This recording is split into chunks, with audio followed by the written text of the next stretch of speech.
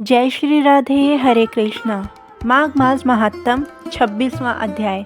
पिछले अध्याय में हमने श्रवण किया था कि केरल का जो एक ब्राह्मण था वह पिशाच बन गया था, प्रेत बन गया था। वह देवद्युति को बताता है कि मैंने सारस के ऐसे वचन सुने जिसके कारण मेरा शोक जो है वो लुप्त हो गया है, वो नष्ट हो गया है। अब मैं किसी बात का शोक नहीं करता। तो आइए जानते हैं क्या थे वे सारस के वचन। पथिक कहने लगा कि हे प्रेत, तुमने सारस के वचन किस प्रकार और क्या सुने, कृपया करके कहो। प्रेत कहने लगा कि इस वन में कुहरा नाम की नदी पर्वत से निकली है। मैं घूमता घूमता उस नदी के किनारे पहुंचा और थकावट दूर करने के लिए यहाँ पर ठहर गया। उसी समय लाल मुख और तीखे दांतों वाला एक बड़ा बंदर वृक्ष से उतरकर जल्दी से वहां पर आया जहां एक सारस सोया हुआ था। उस चंचल बंदर ने कई पक्षियों को देखकर उस सोए हुए सारस को दृढ़ता से पैरों से पकड़ लिया और तो सब पक्षी उड़कर वहां से चले गए, परंतु सारसी जो सारस की पत्नी थी भयभीत होकर विलाप करती हुई वहीं पर रुक गई। नींद के दूर होने से तथा भय से नेत्र खोलकर सारस ने बंदर को देखा और मधुर वाणी से कहने लगा कि हे बंदर, तुम बिना अपराध मुझको क्यों दुख दे रहे हो। इस संसार में राजा भी केवल अपराधियों को ही दंड देता है। तुम्हारे जैसे श्रेष्ठ प्राणी किसी को पीड़ा नहीं देते। हम अहिंसक और दूसरे के कर्मों को नहीं देखते। जल की काई खाने वाले, आकाश में उड़ने वाले, वन में रहने वाले, अपनी ही स्त्री से प्रेम करने वाले, दूसरों की स्त्री को त्यागने वाले, दूसरों की बुराई से दूर रहने वाले, चोरी न करने वाले, बुरों की संगति से वर्जित, किसी को कष्ट न देने वाले हैं। सो इस प्रकार मुझ निरपराधी को हे बंदर छोड़ दो। मैं तुम्हारे पहले जन्म के वृतांत को भली प्रकार जानता हूँ। यह वचन सुनकर वह बंदर उसको छोड़कर दूर बैठ गया और कहने लगा कि तुम मेरे पूर्व जन्म के वृतांत को कैसे जानते हो। तुम तो अज्ञानी पक्षी हो और मैं वन में घूमने वाला बंदर हूँ। सारस कहने लगा, मैं अपनी जाति की स्मृति के बल पर उसी से तुम्हारे पूर्व जन्म का वृतांत जानता हूँ।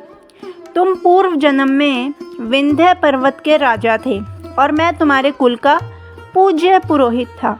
तुम राजा होकर अपनी प्रजा को बहुत पीड़ा देते थे। विवेकहीन तुमने बहुत सा धन इकट्ठा किया।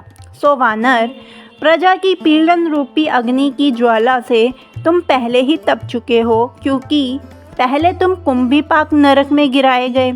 तुम्हारे शरीर को नरक में 3000 वर्ष बीत गए। फिर नरक से निकलकर बचे हुए पापों के कारण इस बंदर की योनि में आए और मुझको मारना चाहते हो। पूर्व जन्म में तुमने ब्राह्मण के बाग से लूटकर बलपूर्वक फल खाए थे। उसका ये भयंकर फल हुआ कि तुम वानर और वनवासी हुए हो। प्राणी अवश्य में अपने किए हुए कर्मों को भोगता है, इसको देवता भी नहीं हटा सकते। इस प्रकार मैं सारस का जन्म लेकर भी अज्ञान से मोहित नहीं हुआ। इतनी कथा कहकर वानर कहने लगा कि यदि ठीक ही जानते हो तो बताओ कि तुम ये सारस पक्षी कैसे हुए। सारस कहने लगा कि यही मेरी दुर्गति का कारण भी सुनो।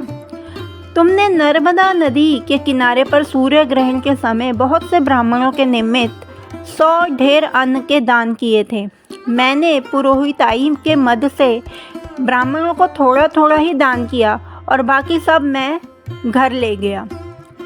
इन ब्राह्मणों के द्रव्य का अपहरण करने के पाप से मैं पहले कालसूत्र नरक में और फिर रक्त कर्दुम नरक में, जहाँ पर बहुत बड़े बड़े कीड़े थे, रक्त तथा पीप से भरा हुआ था, नाभि तक मेरा सिर और ऊपर पैर किए हुए मैं पीप के बीच में डूबा हुआ था।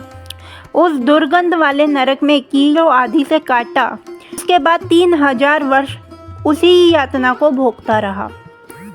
मैं नरक के दुख का वर्णन नहीं कर सकता। फिर नरक की यातना से मुक्त होकर ये सारस का जन्म पाया, क्योंकि पूर्व जन्म में अपनी बहन के घर से एक कांसे का बर्तन चुराया था। इसको मैंने एक जुआरी को दिया, इसी से मैं सारस योनि में आया। ये मेरी स्त्री पिछले जन्म में ब्राह्मणी थी, इसने भी कांसे की चोरी की थी, इसी से ये मेरी स्त्री और सारसी हुई। ये सब मैंने तुमसे कर्म फल कहा। अब भविष्य की बात भी सुनो। अब मैं, तुम और ये मेरी स्त्री भी हंस होंगे और काम रूप देश में सुख से निवास करेंगे। फिर इसके पश्चात गौर योनि में और फिर जाकर दुर्लभ योनि मनुष्य योनि को प्राप्त करेंगे। इसमें मनुष्य पाप और पुण्य दोनों ही कर सकता है। इस प्रकार शिव की माया से सारा जगत मोह को प्राप्त होता है। न केवल हम ही परंतु इस संसार के सभी जीव प्रवृत्ति मार्ग में फंसकर अच्छे और बुरे कर्म करते और उनका फल भोगते हैं। इसलिए सब प्राणियों को धर्म का सेवन करना चाहिए। देवता, असुर, मनुष्य, व्याघ, कीड़े मकोड़े सभी से कंटक रूपी मार्ग नहीं छूटता। केवल वेदांत जानने वाले योगी ही इस मार्ग से बच सकते हैं। इसी कारण बड़े बड़े महात्मा भी कर्म फल को टाल नहीं सकते।